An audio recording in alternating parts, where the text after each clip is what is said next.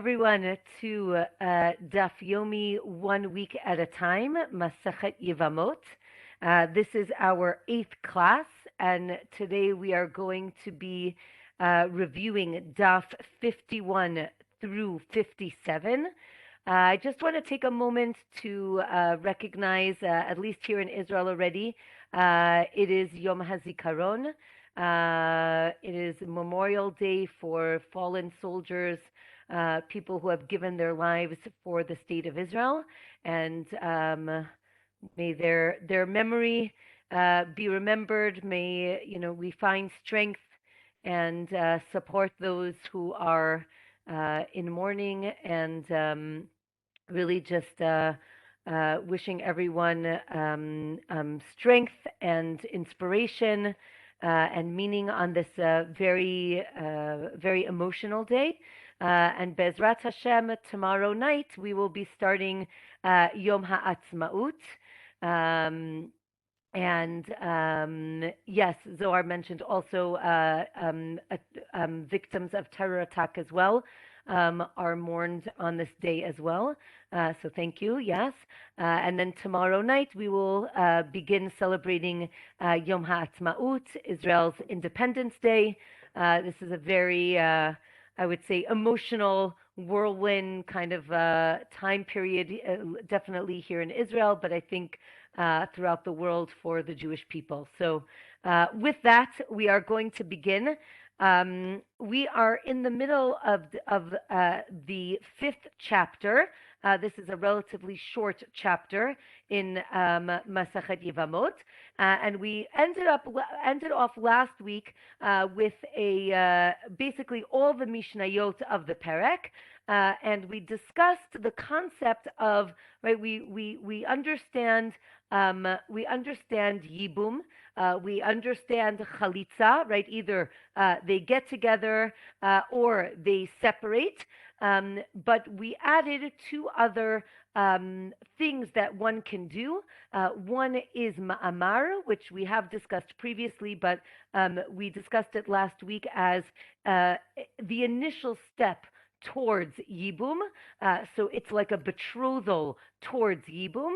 And then we mentioned last week the option of giving a get. Now, in general, a get is a contract of divorce, a bill of divorce. But here, if the Yavam gives the widow a get, it's saying, I don't want to marry you. And the way we understand it is it's a step closer to Chalitza. And we mentioned last week that Yibum and Chalitza are on a biblical level, meaning once you do Chalitza, that's it. There's nothing afterwards. You're finished. Maybe so too with Yibum. And then Maamar and Get are on a rabbinic level, meaning they're on a lower level. They show intent, but they do not complete the process, right? And therefore, Daf 51 starts with trying to understand Rabban Gamliel's statement when he said, if a person gives a get and then either another brother gives her a get as well, or one Yavam gives two widows a get. So according to Rabban Gamliel, it doesn't work. So the question is why? On the top of Daf 51, the Gemara explains that one option is that Rabban Gamliel isn't sure how strong this get is, right? So if the first one works, right, again, let's say the case is there's one man, one Yavam, and 2 Yevamot, right, 2 widows. So let's say he gives a get to one, and then he gives a get to the other. So the Gemara says that if the first one works, so then the second one is meaningless. And if the first one doesn't work, so then obviously the second one doesn't work as well. So that is how the Gemara understands Rabban Gamliel's understanding of get not being effective if given more than one time. And the same thing with Ma'amar. However, the Gemara explains that Rabban Gamliel does say that you could give a get after Ma'amar, right? We said, let's say he gives a get to one and a get to the other. Now we're saying, what if he gives a get to one and ma'amar to the other? That does work. Um, and the Gemara says that basically, if you do the same thing twice, that doesn't work. According to Rabban Gamliel, according to the sages, it does work. Okay, let's talk about Yibum itself. So again, Yibum is having relations. So the Gemara says that if you did Yibum after doing something else, so we call this Bia Psula, meaning the word pasul really means invalid, but we've seen this before. It doesn't mean invalid. It just means on a low, not as strong, a weaker thing. So this is a weaker yibum, and therefore some say that it's better, and some say that it's worse than ma'amar. Again, ma'amar being the betrothal. It's better than ma'amar because if you do yibum after doing ma'amar, then obviously that works. But it's worse than ma'amar because if you do ma'amar after giving a get, that works. But if you have relations after giving a get, that doesn't work at all. So it's interesting to see the power of each one of these actions.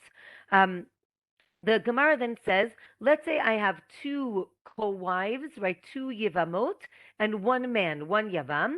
He gave a get to each one. Rabban Gamliel says you have to do Chalitza to the first woman, and you cannot marry any of her relations, meaning again, it's like a full Chalitza, but he's allowed to marry the relations of the co-wife, meaning that second get was completely meaningless. But the sages say no. He's the Yavam is forbidden to marry both of their relatives because he gave a get to both of them. But you only need to do chalitza with one of them.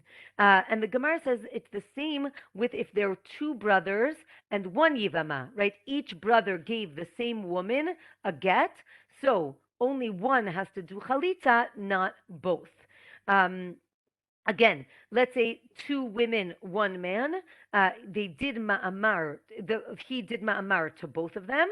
Rabban Gamliel says you need to do a get and chalitza to one of them, and then again forbidden to her relatives, but mutar to the other one. And again, Chazal the sages say no. Once you do something to both women, then you are forbidden to both of their relatives. Okay, and here again, there's a discussion, right? Shmuel says that if you did chalitza to someone that you gave a get to, so then it doesn't exempt the co-wife, because it seems that it goes back to the concept of zikah. Do you remember we talked about this concept of having a tie to or having already a relationship with the widow? So then, once you do that, each co-wife then would need chalitza, according to this opinion. And the Gemara says, well, Rabban Gamliel from our Mishnah does not hold by Zika, and therefore you do not need to give chalitza to each co-wife, only to one of the co-wives. And the Gemara says, right, you cannot do yibum. You cannot do ma'amar after doing ma'amar, and you cannot do yibum to one of those women if you did ma'amar to two women, because we're concerned maybe you will do yibum with the second wife, which would be completely forbidden. You could have done it with the first wife, but we don't let you do it for either one of the women.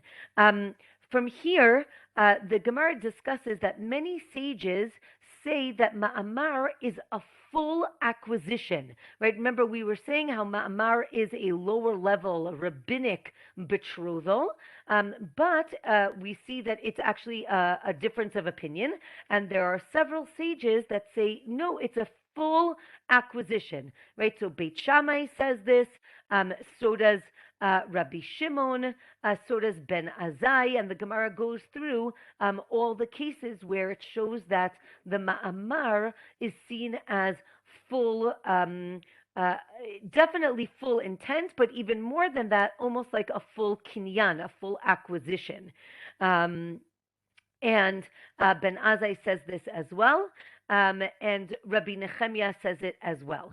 Okay, Daf 52 tells us that the Mishnah gives us different scenarios of one man and one woman, right? Again, depending on different things that each one did. And we said that Ma'amar, doing Ma'amar and then Yibum, that's the proper way of doing Yibum. So the Gemara says that if you did Yibum and then Ma'amar, maybe that works. Or no, right? You only need Yibum, and that works even without Ma'amar. And interestingly, which we discussed previously, but we never said it straight out, the sages here say it's not appropriate to do Yibum without doing Ma'amar first. Just like in general, you have a betrothal and then you have a wedding, so too for Yibum, you should have Ma'amar and then Yibum. You shouldn't go right into Yibum without the betrothal first. Um, and they're saying that how do you do ma'amar? Right? Again, we've been I always you know not it's not a joke, but it's interesting that we go 40, 50 daf talking about certain concepts, and we're only defining them on daf 52. So kol hakavod to everybody for hanging in there. So on daf 52, the Gemara says, how does one do ma'amar? Ma'amar is you give money or something of value, or you can give a document, and you say, right, that you should be, almost betrothed to me, or I have intentions to do yibum with you. And you also give a ketuva, right? A ketuva is a marriage document that is a contract where the husband promises to take care of the wife. So you do the same thing for Yibum. What's different here is that the husband says, I promise to take care of the Yevamot, of the widow, and I'm going to support her, but from the money of my brother. Remember, we discussed that Yibum, the wife is going to be supported by the original husband's money. However, if there is no money, then the second husband, the Yavam, needs to support her with his money as well. And let's say, then the Gemara asks, what if the Yavam gives a get to the Yivama, and he says to her, you're divorced and you can't marry anybody else. Does that work or not? So if she was a regular woman, right, in a regular marriage, a man cannot divorce a woman. We'll learn this when we get to Gittin, but a man cannot divorce a woman by saying, we're divorced, but you cannot marry anyone else. There's no such thing, meaning we will learn there that a divorce contract needs to say, it needs to cut all connection between the husband and the wife. There cannot be any conditions that are long lasting. So that doesn't work for a regular husband and wife. Can it work for Yibum? So the Gemara says that actually it's strong enough to not let him do Yibum, meaning once he does that, he cannot do Yibum with her. We had mentioned that a Kohen, right, a priest, okay, so a Kohen cannot marry a woman who's divorced or had chalitza, or someone even who had an invalid get. So you have to be careful if you are giving these bills of divorce. Even if it's not very strong, it still invalidates the woman from marrying a priest. The Gemara says that someone can tell a scribe to write a get, a bill of divorce, for his fiancée, meaning before they're even married. And he says that, like, when I marry her, I want to be able to divorce her, which, I think is already a red flag, so stay away. But apparently, the Gemara says it does work. But if he says that right, he can divorce her now, but not, but if not, sorry, meaning if it's only they're only engaged, that doesn't work. Meaning if it's just the fiance, that doesn't work. And now the question is, what about the woman who's waiting to do yibum, the shomeret yavam, right? Is that like kiddushin, right? Is the zika, the connection, strong enough that it's like they're betrothed? Or but he didn't do ma'amar yet, or not. Maybe it is strong enough. And the Gemara says, Teku, we have to wait. We're not sure what the answer is. Okay. Then again, the question is, does the get, is giving a get enough to get rid of the zikah of that connection, but it's not enough for ma'amar to break off the ma'amar, right? Is it like being half divorced? Like, does it work? And again, the Gemara says, Teku, we are not sure. Remember, the only thing that will end that relationship is chalitza. What if you did chalitza and then ma'amar?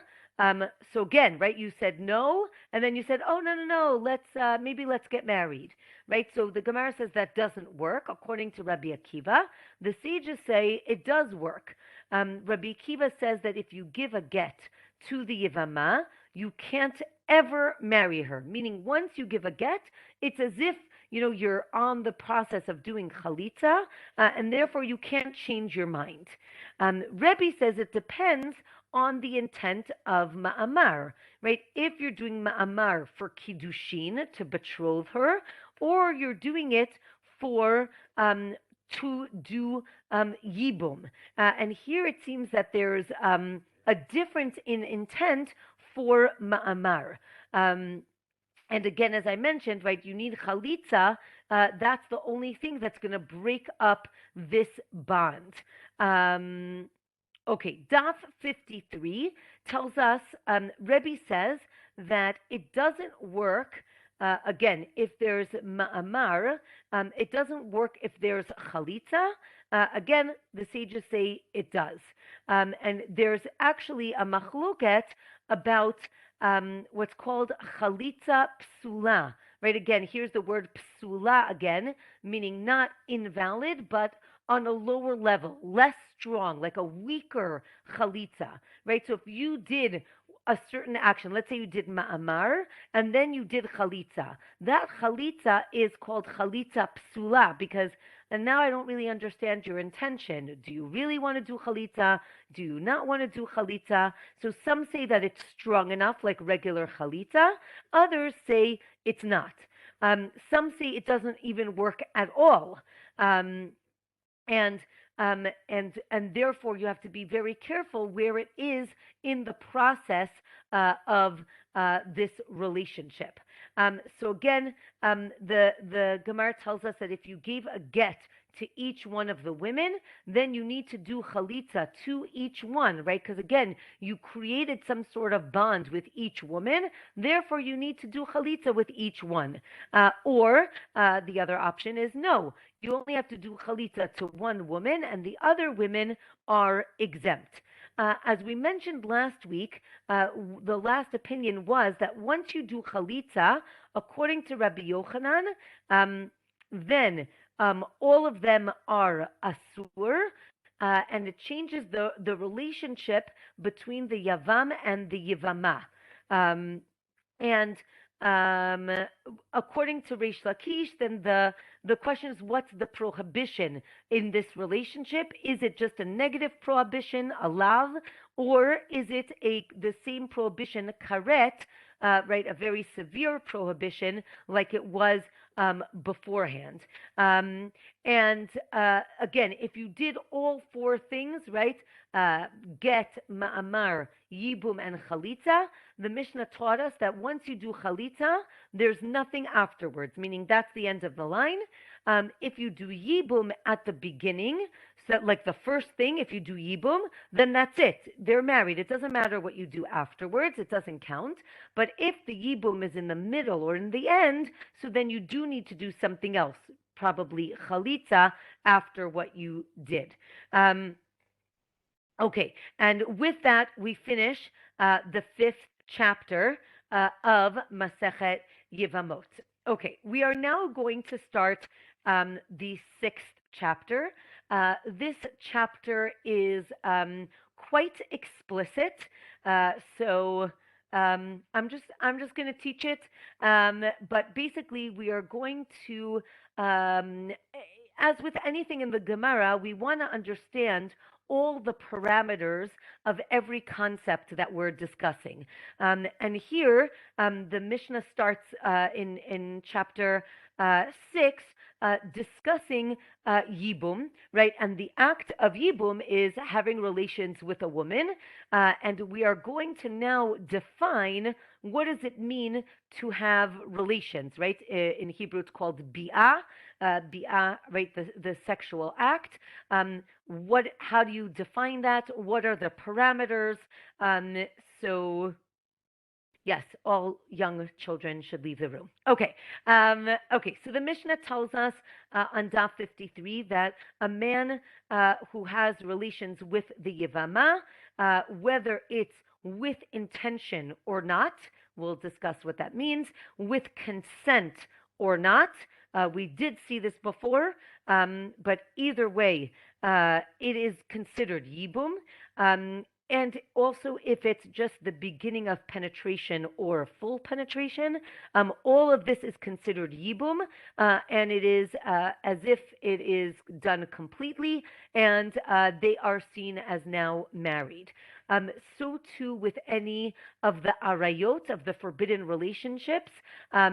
All of these parameters apply as well. And then she is what's called psula, in the sense that she is now invalid from marrying a Kohen. So the Gemara wants to understand what intent do you need? Does it mean, remember we said with intent or without? What does that mean? Does it mean with intent to fulfill the mitzvah, the commandment, versus just a lustful intent? Even if both have the wrong intent, does it seems to still work? Or what about if someone is forced? And here they're saying, right, they didn't want to do the act, but someone forces them. The example given is that a non-Jew forces the man to have relations with this woman. The Gemara says this does not count as being forced or not, against his will. Another option is maybe he was sleeping. That the Gemara says that doesn't work. You can't have relations when you're sleeping. That doesn't count as fulfilling yibum. The top of Daf 54 tells us what does it mean ones, meaning without intent or unintentional. What does that mean? So it means this is a pretty dramatic or graphic scenario. The Gemara says, well, it must mean that a man accidentally fell off the roof, and when he landed in the woman. Fill in the blanks. So the Gemara says, and he, had relations with her. The Gemara says, no, that can't be because no. So then the Gemara says, maybe the case was that he was excited to be with his wife, and then accidentally he slept with the Yivama. That's what it means, without intent. Another option is that she forced him. How could they both have been forced? Right. So again, he was forced. Thought he was with his wife, and the non-Jews forced her. And either way, the bottom line is. That is seen as fulfilling the commandment of Yibum. The verse says, "V'yivama yavo eleha," right? He has relations with her. One option is any type of relations is seen as consummating the Yibum commandment, or maybe it has to be only vaginal and not what's called bia shelo kedarka, which means atypical sex, meaning anal sex, that would not be consummating the Yibum. Or maybe it's talking about, again, without her consent. And remember, we did discuss this before, that on a biblical level, that does work. However, the sages said that that is not the way to do Yibum, and it shouldn't be done this way. Again, I think here we are trying to push the logical boundaries. I don't think that these are meant to be, this discussion is meant to be taken literally. Again, the Gemara discusses, if he again if he was sleeping, it doesn't count. If he's dozing, so then it does work. Again, as we said, if he fell off the roof, that does not count as Yibum.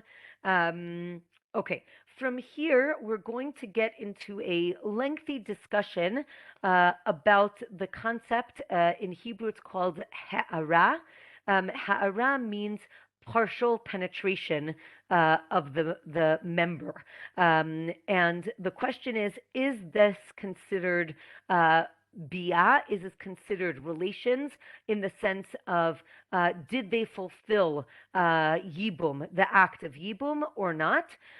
So the Gemara says that it is considered, it is when having relations, let's say, with a woman who's in nida, who is ritually impure, that or menstruating, that is prohibited, and even just partial penetration would still be prohibited. The question is, maybe it's only for a nida, or is it across the board even for yibum? So the Gemara says that a father's sister, back to our relationships, right? A father's sister is prohibited, and it doesn't matter if it's a paternal sister or a maternal sister, right? Either way, they're considered sisters. So too the mother's sister. And here, again, remember we were talking about the concept of inheritance law. When we're talking about inheritance law, we only go according to the father's brother, right? It goes according to the father's side, not necessarily from the mother's side, right? It's only the paternal brother, but and that's when it talks about inheritance, it's only the paternal side. So here, the Gemara gives a crazy case. A man's wife died, and then he married her paternal sister. And then, right again, the wife's sister they have the same father. Then she died. Then he married her maternal sister. Then she died, and then he goes back and marries the paternal sister, and it goes back again. They're all dying, and he keeps going back and forth. Again, don't ask me why, but again, this is more logical gymnastics. But lo and behold, it's like a soap opera. He actually finds out that they're all alive. They didn't die, they're all alive. So the Gemara says he can stay married to number one, the original wife, and then to her maternal sisters.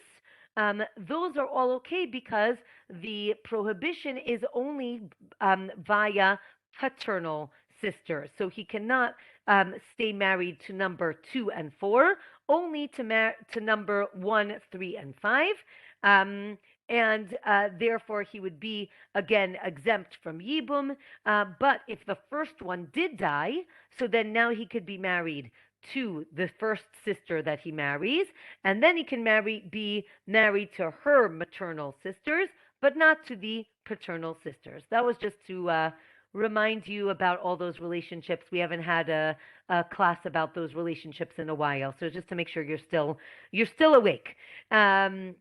Okay, so this seems to prove that sisters from the mother or the father are problematic. And again, this was generated through Kiddushin. And it seems, right, again, you're only permitted if she doesn't have children, remember, for Yibum, and only from the paternal brother, but not the maternal brother. Okay, we discussed that the punishment for these prohibited relationships is karet, and you get karet for each person that you had relations with, right? So you need to bring multiple sacrifices for again each relationship that you were involved with. Um, Okay. From here, we discuss okay, so there's a concept here on Daf 55. In Hebrew, it's called Shifcha Charufa. Shifcha means a maidservant. The Shifcha Charufa is a maidservant who was designated almost like a wife, but not really. But she was like designated to somebody else, and if a man has relations with her, so then that is prohibited. Um, so with this, again, the Gemara says that the actual sexual act needs to be complete and not just ha'ara, what we mentioned before, not just partial. So it's interesting that we've been discussing different prohibitions that have to do with the sexual act and whether partial um, a partial act is enough to be a transgression, or it needs to be a full act. And here, the Gemara says that for the prohibition with a priest needs to again is also about partial penetration as well. And then the Gemara says, no, you need, again, full relations for Shifcha Charufa, for that maidservant, for Eshet Ish, for if someone has a relations with a married woman, it needs to be complete. Um, and um, and also for sota, right? Sota is the woman who the husband suspects her as having had an affair, and he's about to take her to the temple to do the whole ceremony. If he has relations with her on the way, then they cannot do the sota ceremony, meaning he has invalidated that ceremony, meaning once he declares that she is a sota, that he suspects her, they need to be separate. But if they are together, um, that invalidates the sota process.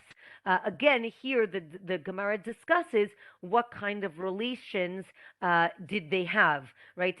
What if it's what if it's, again, what we called ha'ara, partial?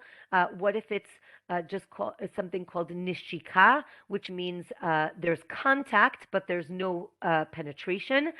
Is that considered bi'ah or not?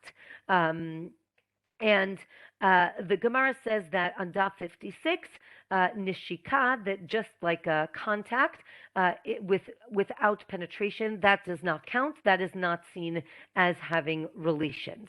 However, partial ha'ara, partial penetration is a kinyan. It does acquire the woman as his wife, or maybe only for inheritance and Yibum, but not fully as his wife. So again, we're trying to understand. Again, this sounds like a very one might say, why is the Gemara going into such detail here?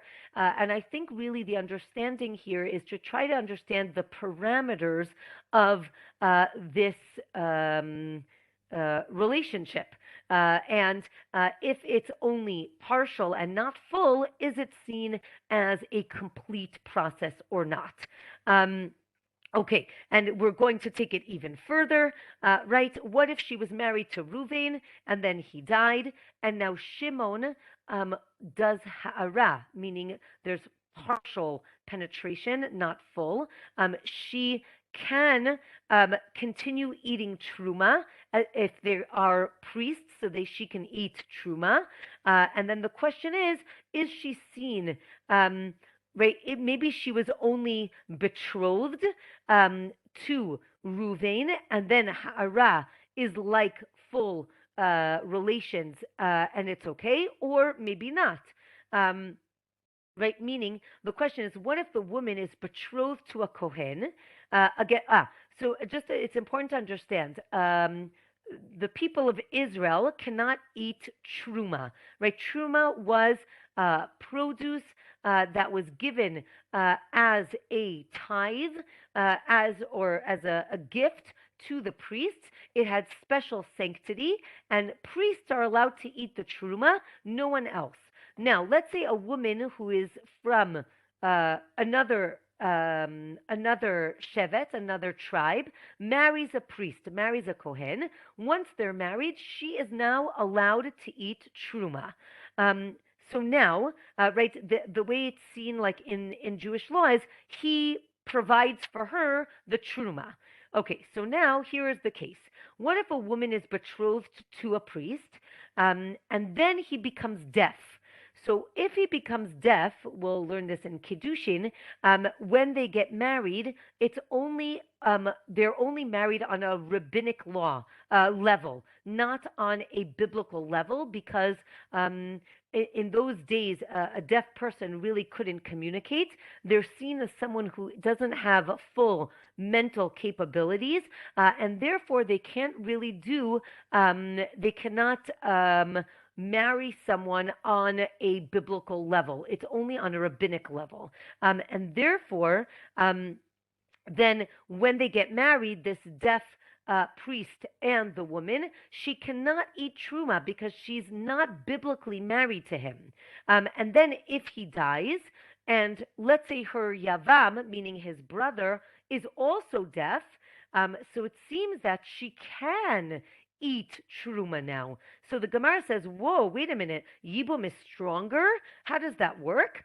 So the line is that God put them together, right? Meaning on a biblical level, the Yavam, the brother, and this widow are married on a biblical level, and therefore now she can eat truma.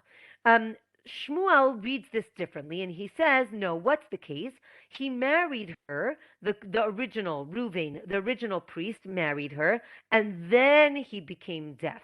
So now she eats truma, and then the deaf Yavam, right, if he dies, then and the brother is also deaf, then he also allows her to eat truma.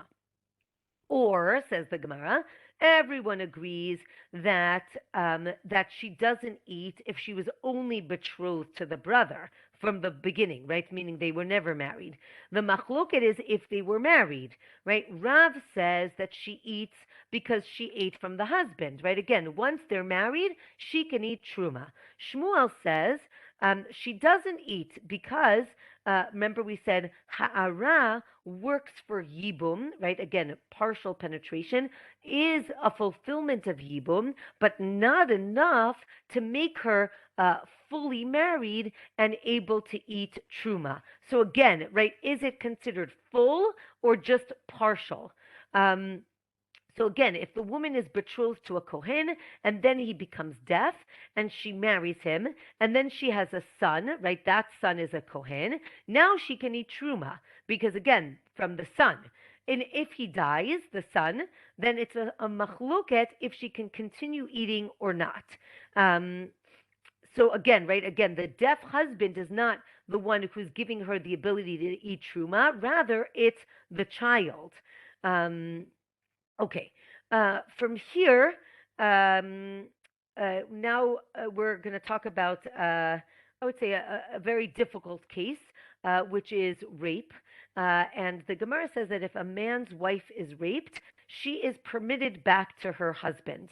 However, if the husband is a priest, if the wife was raped, she is not allowed to go back to her husband. Again, this is not seen as saying anybody is at fault. It is just Jewish law that if the wife is raped, now she can no longer be with her priest husband. Right, so too with any of the prohibited relationships. And again, here the Gemara asks, does that mean also ha'ara? If it's partial, is that enough to disqualify her? Or what if it's not? It's what if it's lo kedarka, meaning if it's anal, is that also seen as relations? Um, so the Gemara continues again that if the Kohen's wife, he cannot have relations with her if she was raped. The question is on what level? Is it on a negative level, a negative prohibition, a lav? Is it maybe only an assay? Does he get lashes?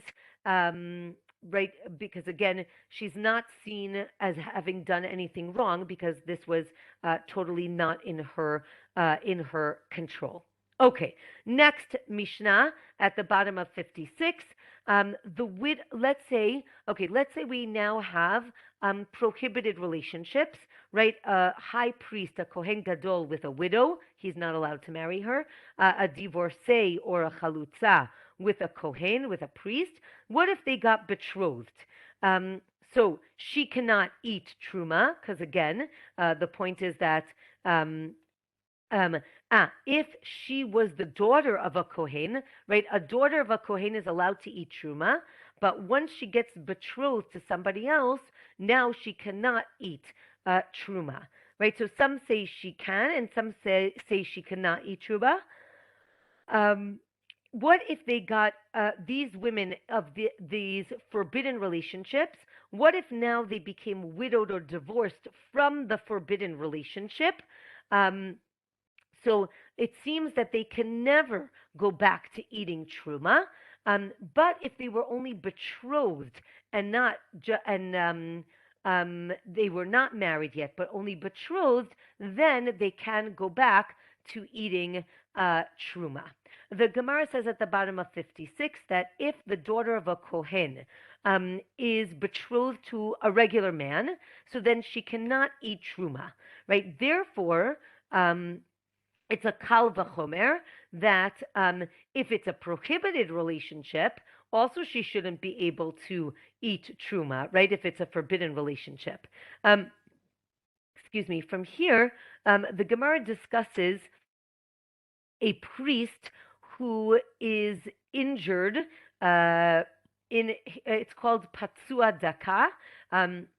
His genitals were injured, and he is not allowed to marry anyone. And what if he does kiddushin with a woman? What if he betroths a woman? Does it work or does it not work? The top of Daf 57 tells us no. When we were discussing whether or not a proper priest can feed other people truma, that's only a regular priest, not a priest who's not allowed to marry, like who has a blemish, who's not allowed to marry other people. And then the Gemara tells us that this patsua daka, this man who's deformed or he's injured, he can marry the daughter of converts, and then she can eat truma. And then the Gemara says, no, that's not true. And then the Gemara says, well, we're not sure if this is true, right? And then the question is, when did he become injured? After they were married? And therefore, when they got married, she was already eating truma, and now that he's injured, she can continue eating truma. And the Gemara says that this priest, he can allow for all of his servants to eat truma, so therefore his wife should also be able to eat truma. So the Gemara says no, he cannot marry her because again, there still is some kedusha, and the Gemara says no, maybe he lost it and he can't eat truma. And then Rabbi Yossi says, no, he can marry this daughter of converts. And if she had a Jewish mother, then she can marry a priest. The Breita says that he can marry this daughter of a convert and she can eat truma. From here, the Gemara talks about a chuppah for, right, is there a chuppah for this woman, this prohibited relationship? even without having relations, if she just enters the chuppah, then is she considered invalid for marrying a priest? And then the Gemara talks about if she's less than 3, then it doesn't count. And again, I know that this is going to be sensitive to people, but again, I think we're talking about legal parameters. So according to the Gemara, having relations with a girl under 3 is not considered relations. Having relations with a girl over 3 is seen as having relations. The act is um, is substantial. It has weight. It has consequences.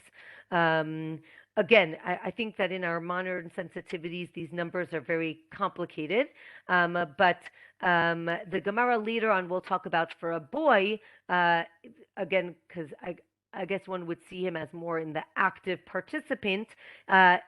His relations is seen valid at age 9, right? Obviously, anybody who is an adult, meaning over 12 or 13, obviously that works. The question is younger than that. So the Gemara tells us that from 3 and on, relations with this girl does count and could invalidate her. And then the Gemara from there is going to go on to another machloket about betrothal with these prohibited relationships. So with that, we are going to conclude our R-rated shir for today, and I wish everyone a meaningful Yom HaZikaron and a wonderful and festive Yom HaAtzmaut, and may we just continue learning in happy times. So wishing everyone a good week.